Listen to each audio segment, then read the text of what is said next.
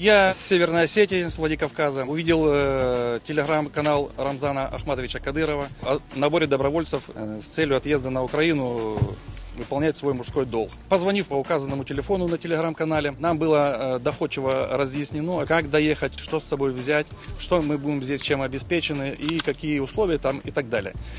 Все, что было обещано руководством, все сделано. В полном объеме, даже больше. Питание, проживание в комфортных условиях, все замечательно.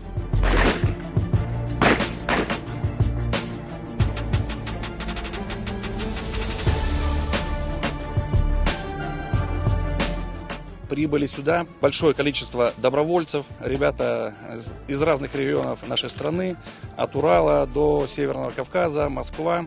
С нами проводятся полноценные тренировки, оружие самое лучшее. Тренируют нас первоклассные специалисты из Российского университета спецназа.